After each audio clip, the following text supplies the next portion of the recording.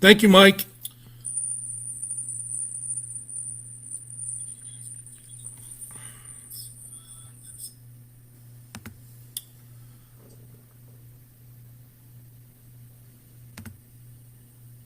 Thank you, Mike.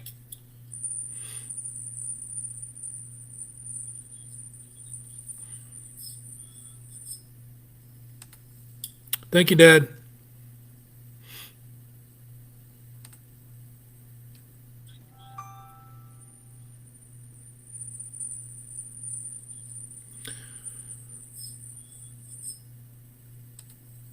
Thank you, Dad.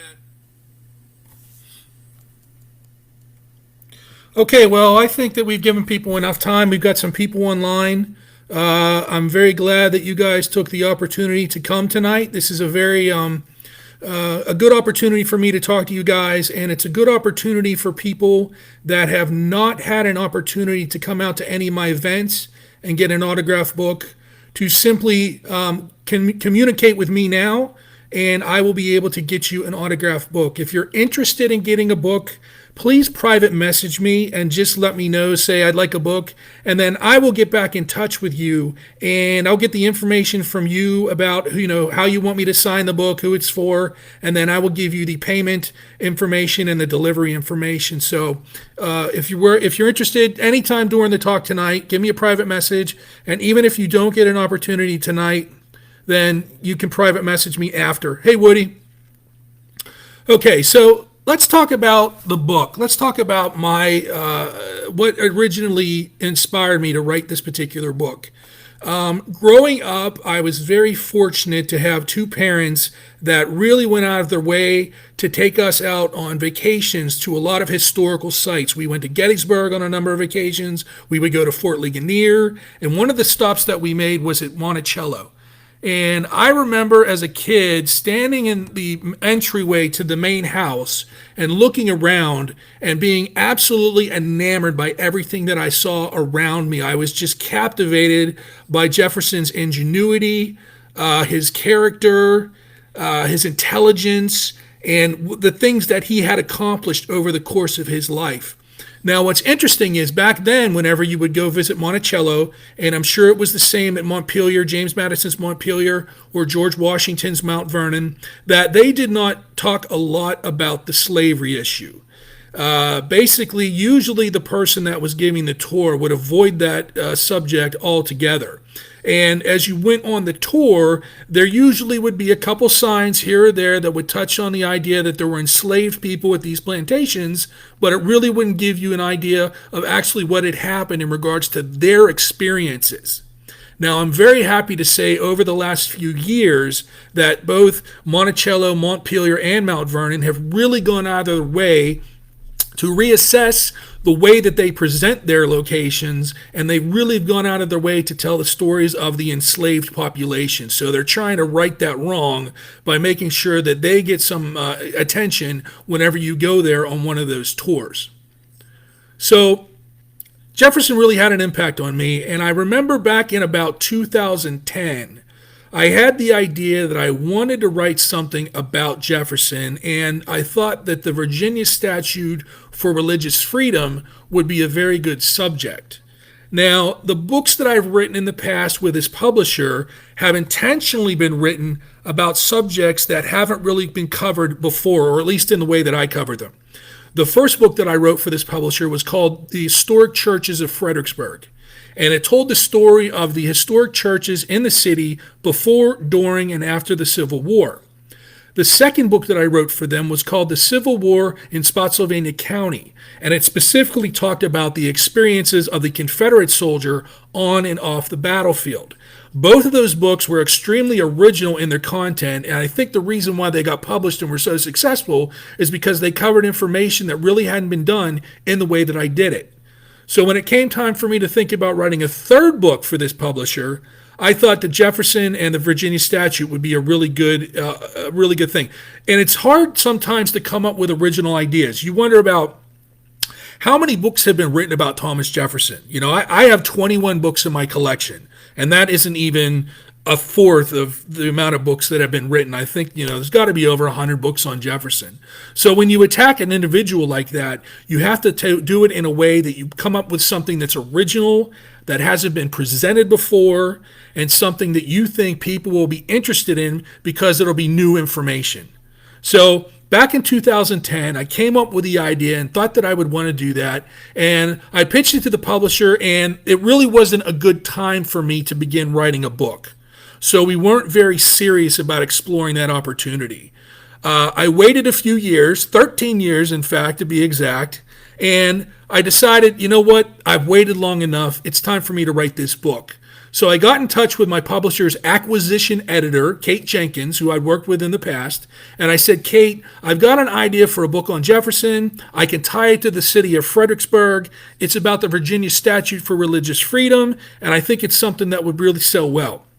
Immediately, Kate saw my idea. And we both saw eye to eye on how this book could be put together and the fact that it would be very marketable because there wasn't really a lot of books out there that touched on this particular topic. And all my books up till now were all written about the city of Fredericksburg because the history press specializes in regional histories.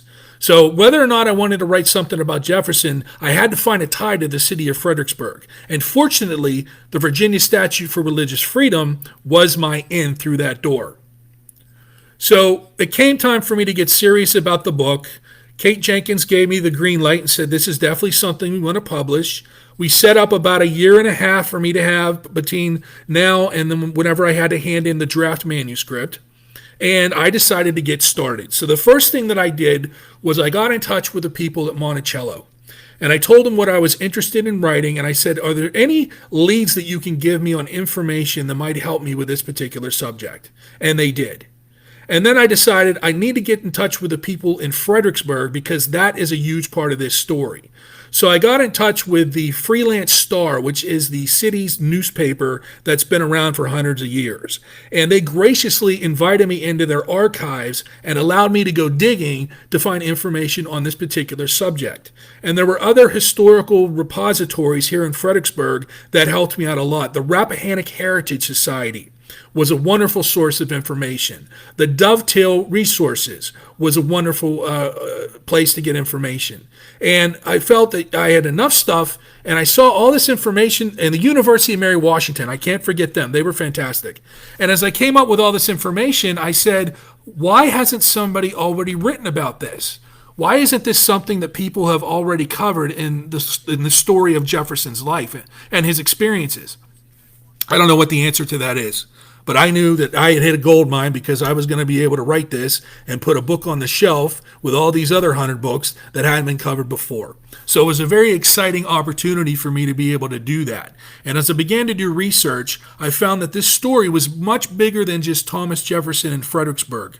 It had to talk about the effect of the Virginia Statute for Religious Freedom, how it affected the Constitution, how it came about inspiring the First Amendment and the Bill of Rights, how it made the country completely different in the way that they lived their lives because they had freedom of religion that they had not had before. So the statute is just a tremendously large effect on the fabric of American culture. And I knew that that had to be a big part of the book as well. So I had to write about Jefferson, I had to write about the statute, and I had to write about the city of Fredericksburg. So the short story is, in 1777, Thomas Jefferson and 4 other members, known as the Committee of Five, came to the city of Fredericksburg to basically hold themselves up somewhere and help rewrite some of Virginia's laws to be coming into a little closer to what the Congress's ideas were as far as how we were going to run the country. So they came to Fredericksburg and decided this is the place we're going to go. They didn't do it in Philadelphia. They didn't do it in Boston. They didn't do it in one of those big cities during the day. They came to a smaller town on the banks of the Rappahannock River, the city of Fredericksburg, and decided that that was where they were going to sit and write these important rules and important amendments to the rules that had already been established. So the reason why they chose Fredericksburg was because Jefferson had a great relationship with some of the upper echelon of the city. He had come to the city many times before, and he had relationships with people like the Fitzhughs, which were two of the richest people in the city. They built this wonderful mansion up on a hill overlooking the city's river. It's called Chatham. You can still go and visit it today. It's a wonderful place. The National Park Service has their headquarters there, and it's also where their archives are. So I spent a lot of time there doing research for all three of my books, and they were very gracious in allowing me to get into their archives. So they come to the city of Fredericksburg, and they decide this is something that we need to do, and we need to take care of this. So where are we going to go? There was a place called Whedon's Tavern, which is known as Smith's at the time they were there. And Whedon was a very well-known citizen in the city of Fredericksburg. He was very successful. His lodge was very popular. People like George Washington would entertain dignitaries there. And all the people that went there were basically, it was the hubbub of the city. It was the main meeting point for people to go. They would go there to have discussions. They would go there to play cards. They would go there to celebrate. And it really was the main party house for the city of Fredericksburg. So Whedon, of course, is a general in the Revolutionary War. He's with Washington's army, and he leaves to go off to war to serve in the Virginia militia, and his wife takes over the town and takes over the town's inn. Whedon goes on to have a very successful career as a Revolutionary War soldier. He has a great relationship with Thomas Jefferson. He has a great relationship with George Washington, and he's a very, very successful man. So he's a successful businessman and a very successful officer in the military. Jefferson and the Committee of Five decide they're going to go to this particular tavern, and they're going to spend time there, and they're going to basically lock themselves in a room and write away. The interesting thing about this is they wrote over 20 different amendments to the laws to present to Congress, and when the time came to present them, it was not very receptive. It did not get the attention that they felt it should get, and they felt in the long run that it had been a complete failure as far as the mission that they were sent on in order to rewrite these laws. One thing that came out of this trip in 1777 to Fredericksburg was Jefferson drafting the original rough draft known as the Establishment for Freedom 82, and that was the precursor to the Virginia Statute for Religious Freedom. Jefferson writes the statute. It is submitted, and years pass before this thing can get passed because members of the Anglican Church of England do everything they can to knock this thing off the rails. So basically, it evaporates. It goes away. It disappears. Years later, James Madison, who is Thomas Jefferson's friend, probably his best friend, decides that there's an opportunity here for me to resubmit this bill for their consideration. Patrick Henry had just submitted the idea of people being able to do their submissions and gratuities to any denomination of their choice. But the committee felt that that was pushing things as far as having people determine exactly what their money was going to be spent on. It needed to have free religion so that they would have the freedom to go to whatever denomination they wanted to and pass less gratuity. Madison decides he's going to resubmit this to the Congress. He does submit it, and surprisingly, thanks to his cheerleading, for lack of a better term, they decide that it's going to be able to be passed. So the Virginia statute is passed.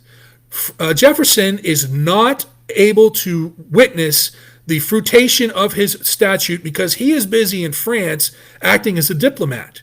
So it takes some time between when the statute was passed and whenever Jefferson was told that it had passed, because it took time to get mail across the ocean. Once he finds out that it's been passed, he has it translated into multiple languages and shared with as many people in the public as possible.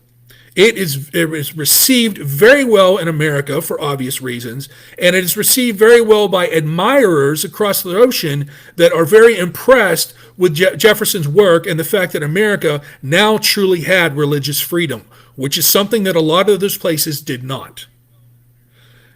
Years and years later, the city of Fredericksburg decides that they want to commemorate Jefferson's time in the Fredericksburg and the Virginia Statute for Religious Freedom that he offered while he was there. They decide that they're going to erect a monument. Fredericksburg is full of monuments. Civil War monuments, colonial monuments, monuments to George Washington's mother, monuments to generals. It's completely filled with monuments. It's considered to be one of the most historic cities in America. So they decide that they're going to erect this monument. They get a stonemason, a local stonemason, and request that he creates a monument, and they have stones sent from churches all across the entire country for them to form this monument. So a man named St. Clair Brooks decides that he's going to use these stones, and they erect a very simple statue. It's not a statue, actually, it's a podium that goes up. It's four-sided podium. It's about maybe 10 or 12 feet tall, and this is the monument that they're going to do. And it's just yards away from George Washington's mother, Mary Ball's grave. And it's also just a hop step away from the Hugh Mercer monument, which was put up years later. Fredericksburg decides that there's other reasons that they can use to commemorate this opportunity of this occasion, and they form something called the Jefferson Society. And the Jefferson Society is responsible for getting a lot of different events around the city that have to deal with Thomas Jefferson's statute. The first one they come up with is the Virginia Statute of Religion Freedom Parade. And this parade takes place every year in January. It still takes place today, where members of all different denominations around the area, whether they're Protestants, Mormons, atheists, Buddhists, Muslim, all different representations of different denominations come, and they have a parade downtown. And they start out at the city's train station, which is also a historical site, and they parade through the town and end up eventually at the Thomas Jefferson Religious Freedom Monument. And it is there where they do a wreath laying, they have a keynote speech, and people talk about what it really means to have religious freedom in America. The University of Mary Washington also holds events in which they invite scholars from across the country to come to the school and give lectures on the effects of the Virginia Statute for Religious Freedom and the legacy that Thomas Jefferson has left behind. And these are open to the public. They're very popular, and I enjoy going to them every year. So it's a monument, it's a parade, it's lectures. They've also released coins with engravings of Jefferson on one side, and they hand these out at events. The Freelance Star newspaper, who I mentioned earlier, covers this entire episodes, all these events, and every year they give out special sections of the paper that commemorate this particular event. So the city of Fredericksburg does a wonderful job of going out there and recognizing Thomas Jefferson's time in the city in 1777 and the Virginia Statute for Religious Freedom, which he authored while he was there with a committee of 5. Is the date set for the 2025 parade, Paul? It has not been set. When it is, I will make sure that I put that up on Facebook. It does take place in January. It's usually the first week of January, but it has sort of been altered over the past to the second week and sometimes even the third week. So whenever they announce that date, I will make sure that I post that up on my Facebook post page and also on my blog. So I'll make sure that you know. I'm going to go there too, and I'm going to try to shoot some video and some photographs and put those up on the blog as well for people that don't have an opportunity to come and be a part of that. So great question. And like I said, as soon as I get that information, I will get that information off to you as soon as I can. Does anybody have any questions now after just talking a little bit about this? I want to give everyone an opportunity if they have a question to be able to do so.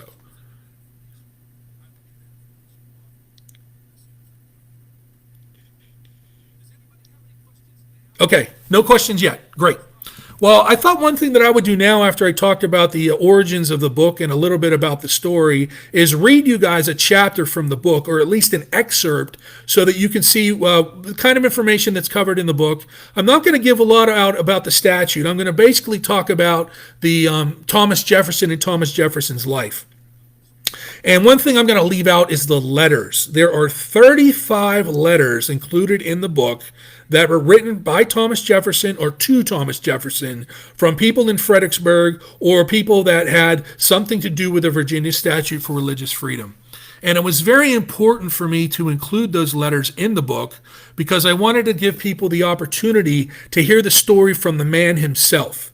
I think it's very important when sharing history that you do everything you can to give the people that were involved the opportunity to have their voice heard, because they are the ones who experienced it.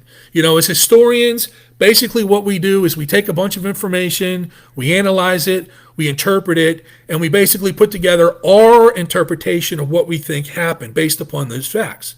But nothing pales in comparison to having the individuals that you're studying and analyzing the opportunity to have their voice heard.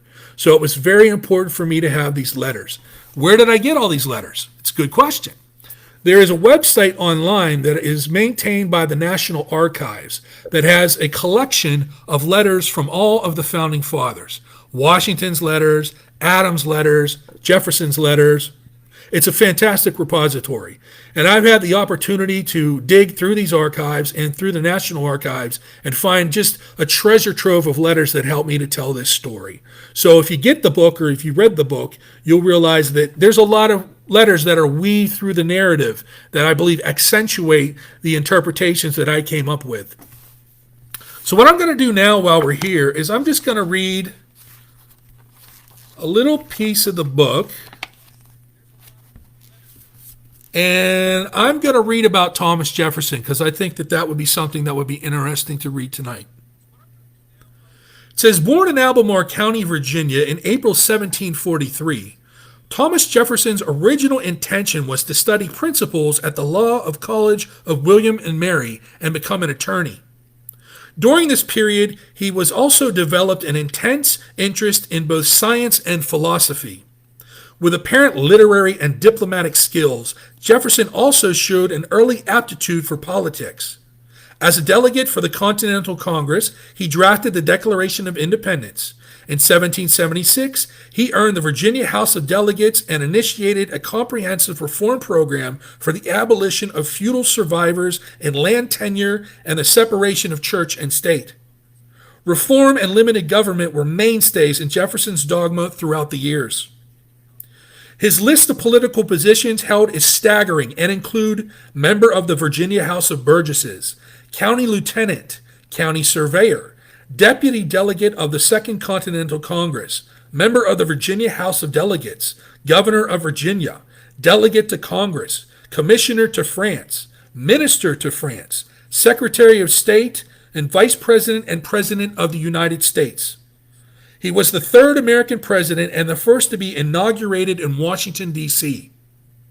As a Democratic Republican, Jefferson's most notable achievement while in office was the purchase of the Louisiana Territory from France in 1803. In retrospect, the weighty transaction was surely in violation of his earlier constitutional scruples, and although it significantly expanded the nation's acreage, the question remained about whether the government had a right to buy it in the first place. Re-elected in 1804, Jefferson tried desperately to keep the United States out of the Napoleonic Wars in Europe, employing to his end the unpopular embargo policy. Over the course of his life, Jefferson was a prolific writer and thinker who authored various works on politics, history, science, and philosophy.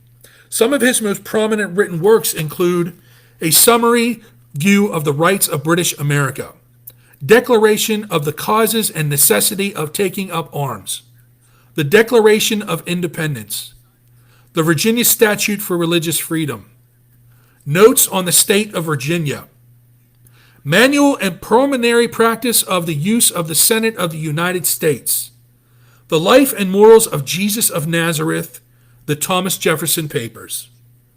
Jefferson wrote only one full-length book, Notes on the States of Virginia. In it, he attacked the tyranny of the church. And I'm going to skip through these letters. And we're going to pick up after these letters happen. Let's see here. From 1797 to 1798, Jefferson and Lynn conducted correspondence to discuss their shared interest in studying Native American languages. At no point during this time did the letters show any signs of disagreement. Lynn mainly took exception to Jefferson's thoughts in his notes on the state of Virginia. He argued that Jefferson's comments were repugnant to sacred history, because they implied that the Native Americans were a distinct race of men originally created and placed in America, contrary to the biblical teachings that all mankind had descended from a single pair, meaning Adam and Eve. In addition, Lynn complained about Jefferson's statements that the blacks, whether originally or a distinct race, made distinct by time and circumstances, are inferior to the whites in the endowments of both body and mind.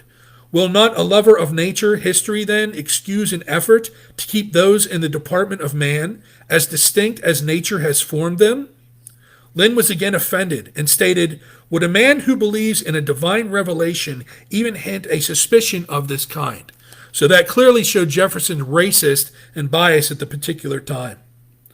Lynn referred to Jefferson as an infidel and insisted that Jefferson be degraded the blacks from the rank of which God hath given them the scale of being. You have advanced the strongest argument for their state of slavery.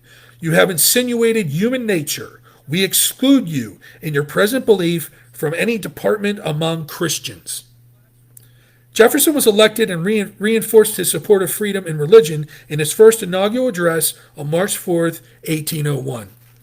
We're going to skip through the inaugural address and those letters.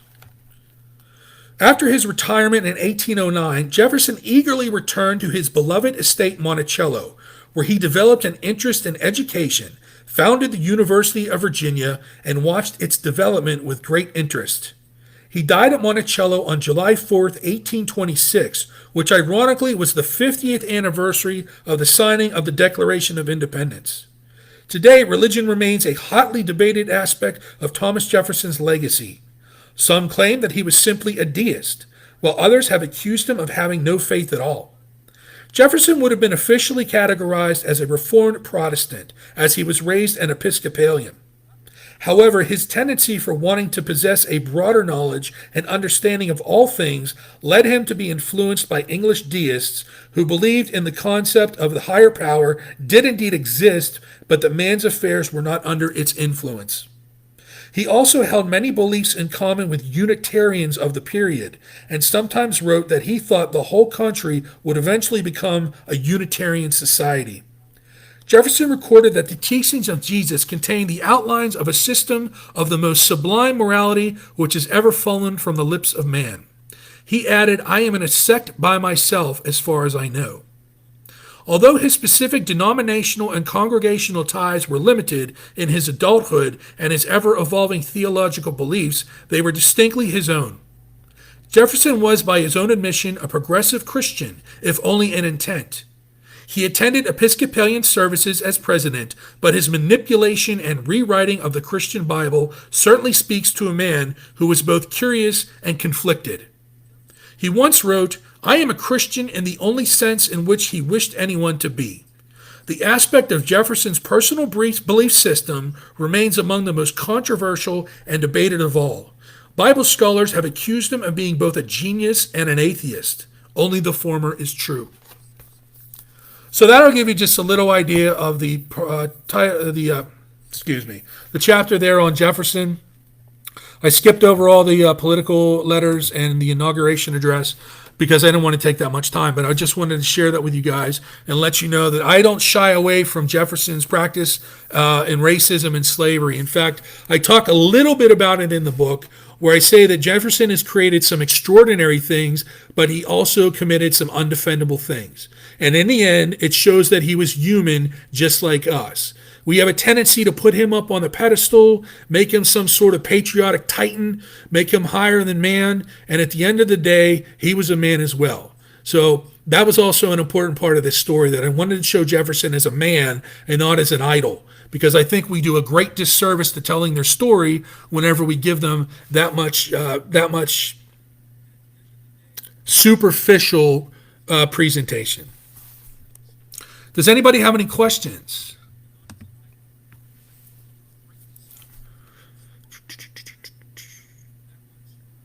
Okay.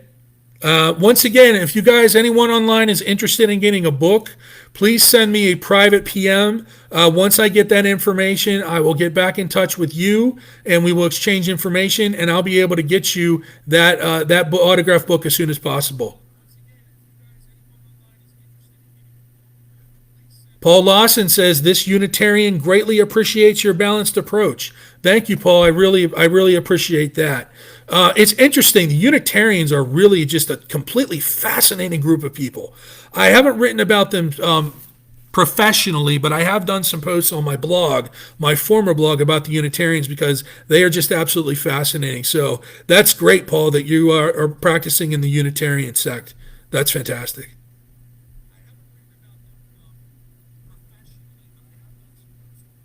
Anybody else have any questions or any statements? Thanks, Woody. It would be interesting to have an online book discussion. Absolutely. That is a great idea, Paul. That's actually something that we could probably put together. I've led book groups on Facebook in the past, basically setting up a group meeting where everybody gets a screen and everybody has an opportunity to talk, very much like Zoom. It's just a little bit easier than Zoom. So that's a fantastic idea, Paul. What I will do is I will think about how we can begin putting that together, and we can invite people that have the book or are interested in getting the book the opportunity to join in a discussion, because it's always fantastic as an author to hear other people's interpretations of your work. And that's one of the things that I like to do is I like to write books in a way that there's no bias, that you can't tell what my feelings are either way. And it's something that I allow the reader to come up with their own interpretation, and hopefully in some ways hope that I make the reader want to learn more. That's one of the neat things about writing books about history is you make people get interested in the book and they may study it further. And that's something as an author and a film producer I've always aimed to do. I want to make people interesting. I think that really, really good historians breed really, really good historians. And I think that just goes to show how good your book is and the impact that your book has on readers. If people were so interested in that story that they decided to jump in and do their own additional research and find information. Because no book that I write, no book that anybody writes is the be-all, end-all. There's always stuff to be learned. History is constantly evolving. People are constantly uncovering new information. New information is being interpreted in new and different ways. And a lot of books turn out to be sources for books that come later. And I've had my book on the Civil War in Spotsylvania become a source in a number of other historians' books. And whenever I look in their references and I see the title and my name, that is really, really interesting to me and makes me feel like I've really accomplished something. My dad says, is there a timeline showing Jefferson's age at the time of his many achievements? His age. I have his achievements in years, but I don't specifically have them in dates. If you look in the book, there's a section where it gives his achievement in years. Let me just take a quick look here. Going through. Okay. I can read this list for you since you asked about it, Dad. 1743, Jefferson is born on April 13th in Virginia.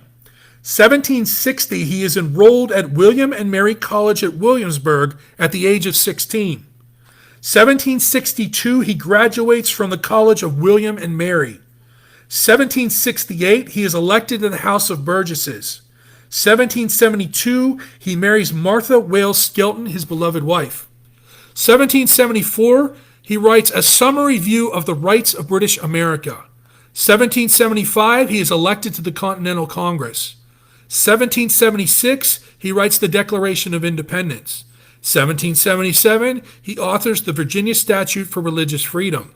1779, he was elected as the second governor of Virginia. 1784, he is appointed as the Minister of France. 1790, he became the first Secretary of State. 1796, he is elected Vice President of the United States. 1801, he's elected as President of the United States. 1803, the United States purchases the Louisiana Territory from France for $15 million? $15 million. 1805, Lewis and Clark, sent on an expedition by Jefferson, reached the Pacific coast. 1807, Aaron Burr, Jefferson's vice president, was tried and acquitted for treason. 1807, Congress prohibited the importation of enslaved people from Africa to the United States. 1809, Jefferson retires from public life. 1819, he founds the University of Virginia. In 1826, he dies on July 4th at his home in Monticello. So hopefully that'll give you an idea, Dad, of the breadth of his accomplishments. And I will do a search online and see if there is a place where they define those by age. And I'll make sure that I get that link to you. Paul suggests multiple meetings. Absolutely. It would take a while to go through and have discussions that were worthy. I could see that being once a week for a month. People just having an opportunity to discuss things and give their interpretations of the book and the information that's included in it. So it's a great idea, Paul. I definitely want to explore that. And you're right, it will take multiple meetings for sure. Does anybody else have anything?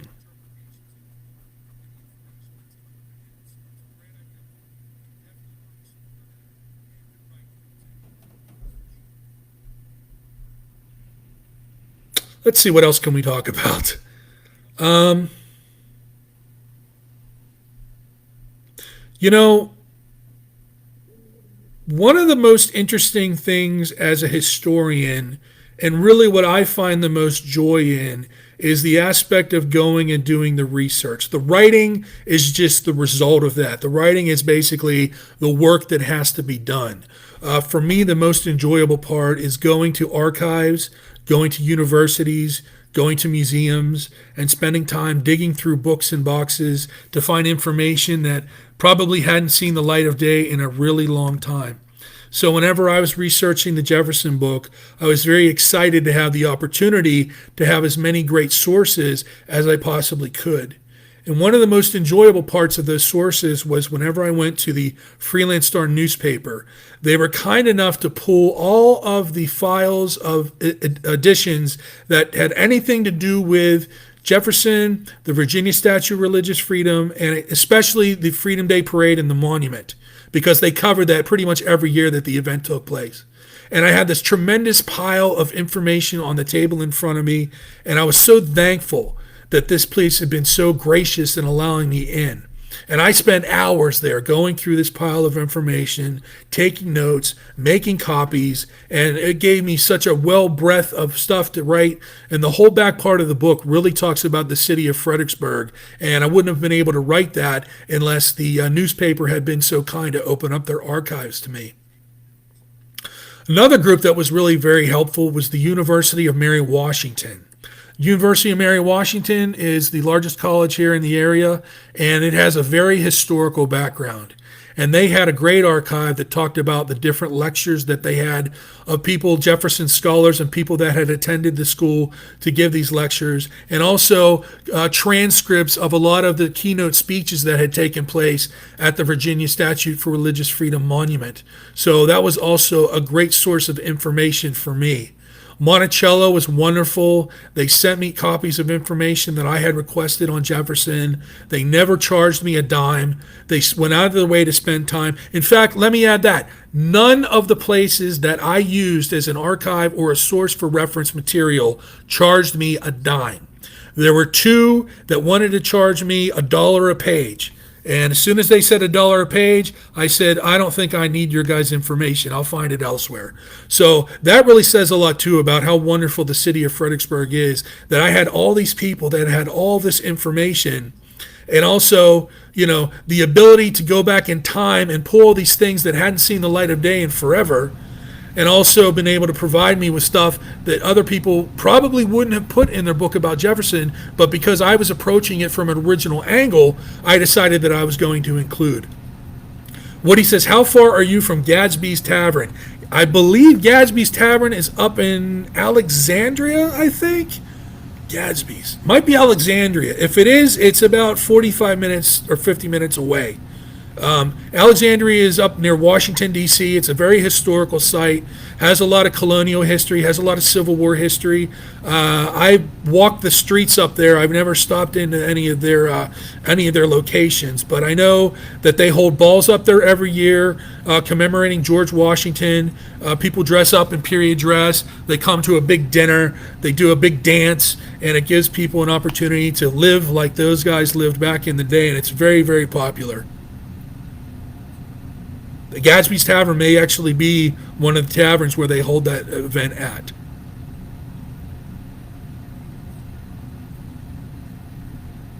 Once again, anybody who's on, if you're interested in getting an autographed book, please send me a private message. Just send it right to my Facebook account. I will get back to you as soon as possible. We can discuss exactly what you want written, how you want me to write it, who you want me to write it to, and I can give you the cost and delivery information that I will need from you to make sure the book gets to you. So I appreciate you guys coming tonight, and I appreciate you having an interest in getting the book. That was a big part of tonight. It certainly wasn't the only reason why I wanted to get on. Wanted to have an opportunity to share this story, wanted to have an opportunity to read from the book, give you a little bit of an idea of what's included. I know that I believe all the guys that I'm seeing up front that have been asking questions have the book. So you guys know what I'm talking about, and I'd like to find out what you think of the book whenever you guys get done reading it. I would appreciate that very much. And for all you people asking for it, like I said, I'll get back to you as soon as possible, and I will be very interested to see what you think about the book whenever you finish reading it. It really helps me as an author and a historian realize what worked, what didn't work, what things I could do better, so that the next book that I write on whatever subject matter that I decide to write about, I'm that much better of an author and a historian. So your responses and your comments really, really help me a lot, and I really appreciate them.